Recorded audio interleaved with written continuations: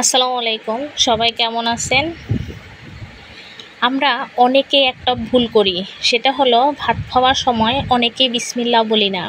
এটা অনেক মারাত্মক ভুল। আমরা সব সময় চেষ্টা করব ভাত খাওয়ার সময় বিসমিল্লাহ বলতে। আমরা ৩ জায়গায় সবসময় ভুল করি। এটা হলো প্রথমটা, ভাত খাওয়ার সময় বিসমিল্লাহ বলে শুরু করতে হবে। দ্বিতীয়টা হলো আমরা যখন বাথরুমে যাই তখন শুধু দোয়া পড়ি। অনেকে ভুল করে শুধু দোয়া পড়ি, আউযুবিল্লাহি মিনাশ শাইতানির রাজিম বিসমিল্লাহির রহমানির রহিম পড়ি না। এটা অনেক বড় ভুল।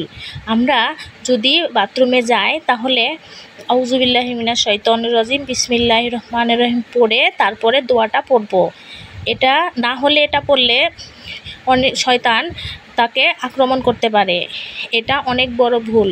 এই ভুল থেকে আমরা বাঁচি। আরেকটা জায়গায় আমরা বিসমিল্লাহ অনেক সময় পড়তে ভুলে যাই। আমরা ঘর থেকে বাহিরে যাওয়ার পথে, কাজে বা রাস্তায় বের হওয়ার সময় অনেকে শুধু এভাবেই চলে যায়, কিন্তু বিসমিল্লাহ বলি না বা কোনো দোয়া পড়ি না। আমরা সবসময় মাথায় রাখবো, আমরা ঘর থেকে বের হওয়ার সময় আউযুবিল্লাহি মিনাশ শাইতানির রাজিম বিসমিল্লাহির রহমানির রহিম বলে তারপরে দোয়া পড়ব। দোয়া পড়ার পরে তারপরে ঘর থেকে বাহির হব, না হলে অনেক বড় একটা সমস্যা হয়ে যাবে। মানুষ বলে, আমি তো ঘর থেকে বের হয়েছি, আমি তাহলে কেন আমার আল্লাহ রহমত করে নেয়? আমাদের এই ভুলের কারণে আল্লাহর রহমত থেকে আমরা বঞ্চিত করি, আল্লাহর রহমত থেকে আমরা বঞ্চিত হই। তাই আমরা সকলে দোয়া পড়ে বের হব।